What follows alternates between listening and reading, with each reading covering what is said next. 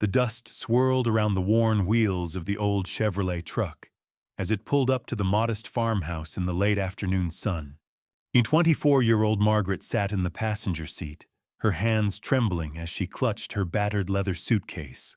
Her long blonde hair was braided simply, and her floral dress, though clean and carefully mended, showed signs of years of wear.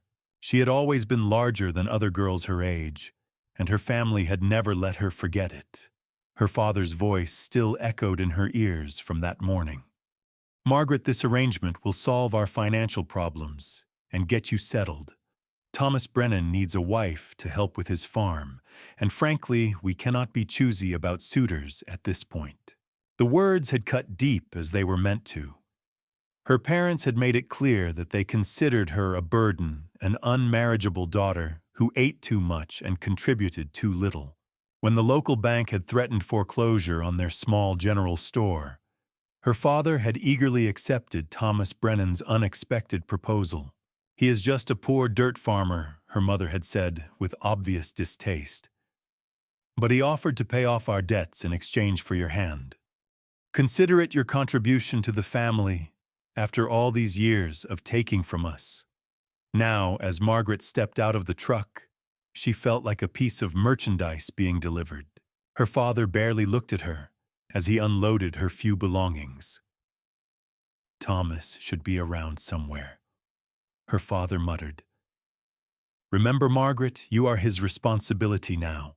Do not embarrass our family name."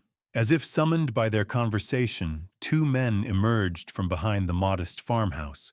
The first was clearly Thomas Brennan himself, a man in his early 30s with brown hair and kind eyes.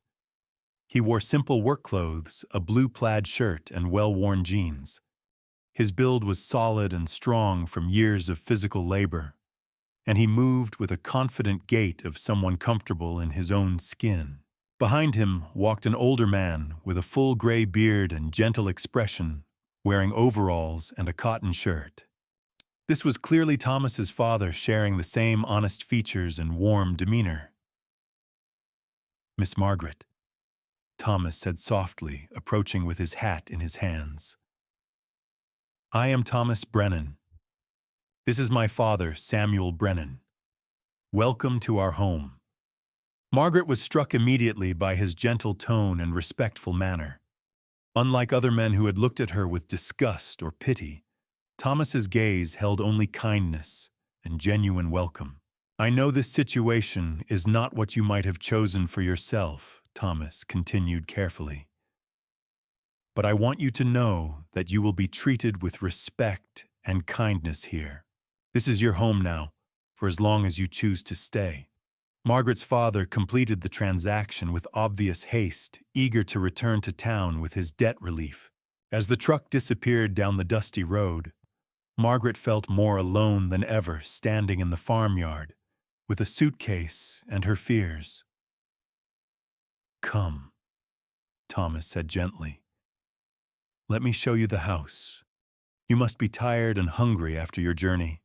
As they walked toward the farmhouse, Margaret was surprised by what she saw.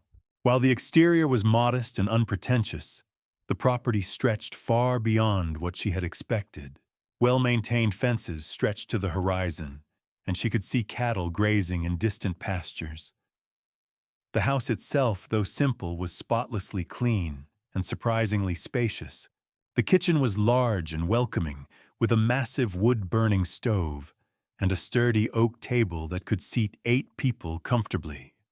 "I know it is not fancy," Thomas said apologetically, "but we have tried to make it comfortable. Your room is upstairs, the first door on the right. You have complete privacy, and there are locks on all the doors." Margaret was surprised by this consideration. She had expected to be treated as little more than unpaid help.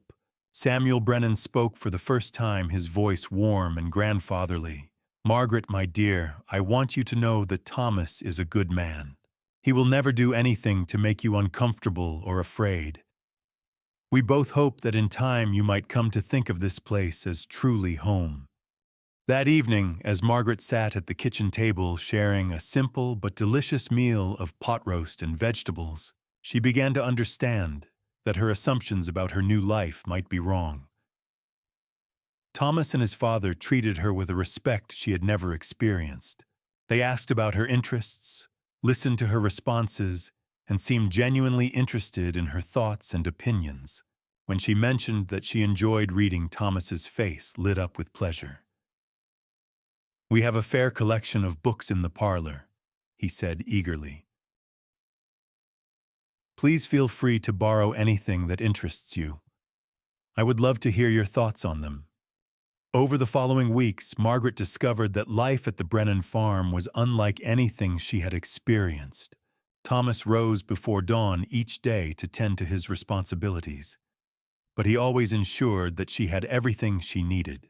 He never made demands on her time or attention, instead giving her space to explore her new surroundings and find her place in the household routine.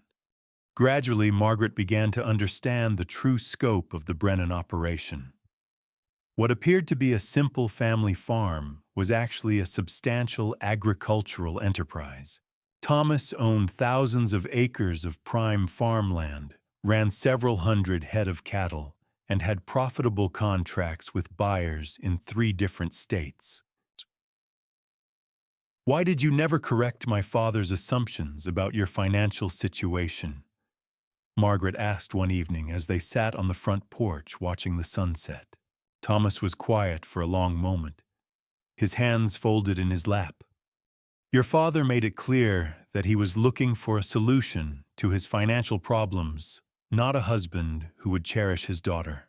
I thought if he knew the truth about our holdings, he might have different motivations for the arrangement." "And what were your motivations?" Margaret asked softly. Thomas turned to look at her with those honest brown eyes. "Loneliness, if I am being completely truthful. This farm has been successful, but it has also been empty. When I heard about your situation through mutual acquaintances, I thought perhaps we might be able to help each other." As autumn deepened into winter, Margaret found herself falling into the rhythms of farm life with surprising contentment. She discovered a talent for managing the household finances and began helping Thomas with the business correspondence. Her careful attention to detail and natural intelligence impressed both men. More importantly, she began to feel valued and appreciated for the first time in her life. Thomas consistently sought her opinion on important decisions, and Samuel treated her like the daughter he had never had. The transformation was not just emotional, but physical as well. The regular meals, outdoor work, and genuine happiness began to show in her appearance. She still carried extra weight, but her posture straightened with confidence, and her eyes began to sparkle with life. One snowy December evening, as they sat by the fireplace reading together, Thomas sat down his book and looked at Margaret with unusual seriousness. "Margaret, I need to say something, and I hope you will not take offense." Margaret felt her heart skip with worry. Had she done something wrong? "When this arrangement began, I thought we might develop a partnership of mutual convenience." Thomas continued carefully, "But somewhere along the way, my feelings have changed completely."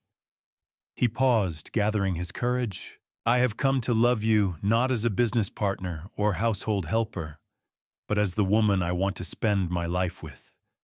You bring joy and intelligence and warmth to everything you touch." Margaret felt tears spring to her eyes. "Thomas, you do not need to answer right now," he said quickly. "I just wanted you to know that if you ever choose to make this marriage real in every sense, it would make me the happiest man alive." Margaret looked at this kind, successful, genuine man who had shown her more respect and affection in 6 months than her own family had in 24 years. "I love you too," she said softly. "You have given me something I never thought I would have, a place where I am valued for who I am, not judged for who I am not." The following spring, they held a second wedding ceremony. this time as a celebration of love rather than obligation. Margaret had bloomed into a confident, radiant woman who managed both the household and significant portions of the farm business with skill and intelligence. Her family, upon learning of Thomas's true wealth and status in the community, attempted to re-establish contact. Margaret politely but firmly declined their overtures, having learned that true family is created through love and respect, not obligation. Years later, as Margaret watched their children play in the same farmyard where she had once stood with a suitcase and a broken heart, she reflected on the unexpected turns that life can take. Thomas had given her far more than financial security or social status.